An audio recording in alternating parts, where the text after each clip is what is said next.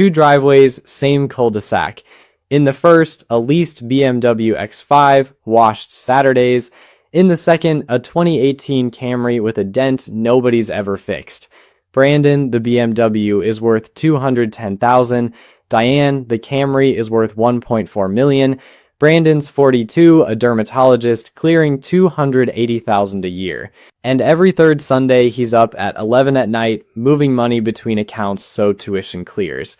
Diane's 58, owns a heating and air company, makes $95,000, and last month wrote a check for her nephew's tuition without opening an app.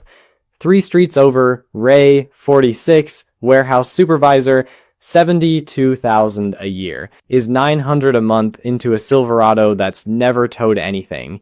This isn't a story about being cheap. It's about what your stuff tells people and what it costs. My name is Nick, and today we're taking apart the most expensive lie in American life, that looking rich and being rich are the same thing. They're not. Often they're opposites, and the math is brutal. Start with the number that reframes everything else. The late Thomas Stanley spent decades surveying actual American millionaires and found the typical one spends around 1% of their net worth on the car they drive. The typical American buyer spends about 30%. Same object, same parking lot, 30 times the relative bite. But the funny part is the brands. When Stanley published The Millionaire Next Door in 1996, the most common car among millionaires was a Ford. When his daughter Sarah Stanley Fallaw redid the study in 2018, surveying 600 millionaires with a median net worth of $3.5 million, the top brand had become Toyota, then Honda. So the badge of American wealth is functionally the absence of a badge. I want to kill a myth here, because this book gets misquoted constantly. It is not true that millionaires only buy used. Stanley wrote that for every millionaire who prefers used, 2 buy new, and the average decamillionaire spent about $41,000 on his most recent car. That's real money. It's just a rounding error against 10 million, which is the point. They buy quality, keep it a decade, and refuse to let the car be a percentage of their identity instead of a percentage of their assets.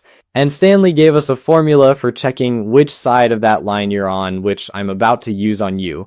Take your age, multiply by your pre-tax household income, divide by 10. Subtract anything you inherited. That's roughly what your net worth should be. Double it, and he calls you a prodigious accumulator of wealth. Land at half or less, and you're an underaccumulator. Run Brandon. 42 times 280,000 divided by 10 gives about 1.18 million. He's at 210,000. That's 18% of target, and most of it is equity in a house he can't sell without buying another house. Now Diane. 58 times 95,000 over 10 is 550,000. She's at 1.4 million, 2.5 times target, earning a third of what he earns. And at the block party, everyone assumes he's the rich one, including him. There's a reason you couldn't see that coming, and it isn't modesty, it's arithmetic, and I'll show you exactly how it works at the end. The formula has flaws, and I'll name them. It punishes the young, since a 26-year-old making $140,000 is guaranteed to look like a failure on paper. It flatters the old. And the sample is people who already made it, so it can't separate frugality from luck. Treat it as a thermometer, not a verdict. But the direction it points is correct, and the car market is where you watch it happen live. Experian puts the average new car payment at $770 a month on a loan just under $44,000 stretched across 69 months. Almost 6 years. Nearly 19% of new loans now carry a payment over $1,000, up from about 5% 5 years ago. Here's the twist.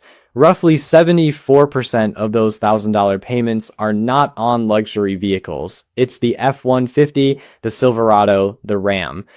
Which brings us back to Ray. His Silverado can tow 13,000 pounds. The heaviest thing it has ever carried is a Christmas tree, and that was strapped to the roof because he didn't want to scratch the bed liner.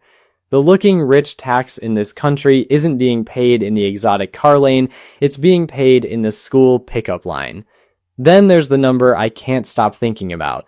Edmunds found 31% of trade-ins this year were underwater.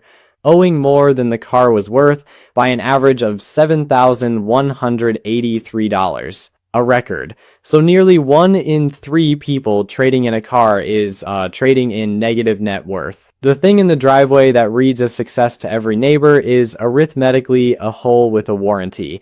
And most don't pay it off, they roll it. Those buyers